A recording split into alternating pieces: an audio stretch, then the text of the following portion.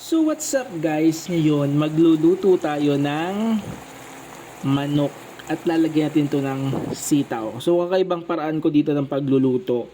Unlike dun sa dati kong ginagawa. So ngayon nagpainit lang tayo ng mantika at magigisa tayo ng sibuyas at bawang.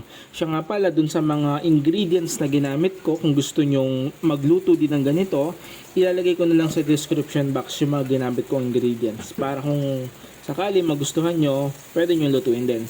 Ayan, so gisahin lang natin tong sibuyas at bawang hanggang sa mag-brown yung ating bawang. So hindi naman sobrang brown na brown, at least brown ng konti. Ayan, pagkatapos yan, pwede na natin ilagay yung ating mga chicken. Ayan.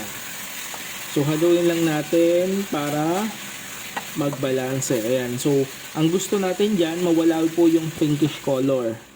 Ayan, tinakpan natin at nung kumulo ay hinalo natin. So, makikita natin nawawala na yung mga pinkish color pero meron pa dun sa ibang side.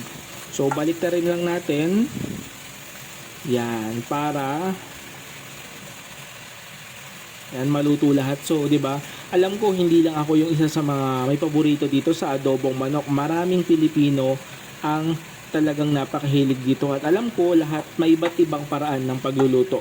Merong sobrang maanghang, merong matamis. Depende kasi yan sa panlasa ng tao. Ayan, pagkatapos po pala, naglagay din po tayo ng paminta na para sa ganon ay magkaroon na ng konting lasa kahit papaano. Ayan, so yan, literally wala na yung pinkish color, luto na lahat, pero yung labas pa lang yan. Yung loob niyan hindi pa masyado. So maglalagay naman tayo ng soy sauce. So yung nilagay nating soy sauce dito, siguro mga around 2 to 4 tablespoon ng soy sauce. Ayan, mix well lang para sa ganon, lahat ng parte ng ating chicken ay makut ng soy sauce. So naglagay din tayo dito ng 2 dahon ng laurel. Tapos naglagay tayo siguro mga 1 cup or 3/4 cup ng water.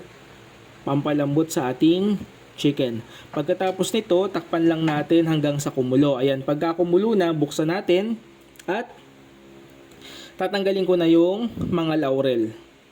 Ayan, so pinalasa lang natin siya dun sa sabaw para dumikit siya dun sa chicken. Yan. So pagka ganyan, natikman po natin kung okay na, para kung may kulang pa, pwede mong dagdagan. So nagdagdag pa tayo dito ng more paminta, naglagay din tayo ng oyster sauce kasi hindi ko naalala kanina, at naglagay din tayo ng 1 tablespoon ng sugar. Pagkatapos yan, takpan natin at pakuloy natin hanggang sa makati na.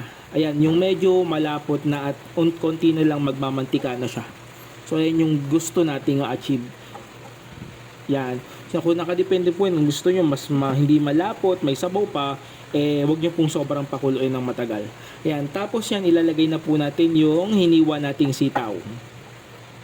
Ayan. Sa sitaw naman po, ang gusto po namin ay yung medyo crispy, kaya isang kulo lang po ang gagawin natin dito, pagkatapos okay na yan. Yan. So takpan lang po natin hanggang sa kumulo. At pagka kumulo na, konting halo, and then kain na. So maghanda na po tayo dito ng marami-raming kanin, lalo na po yung mainit at bagong saing. Tiyak, mapaparami kayo ng kain. So kung nagustuhan nyo po ito, huwag nyo kalimutang mag-like, mag-share, mag-follow, and mag-subscribe sa aking channel. So maraming salamat and God bless you all. Bye-bye!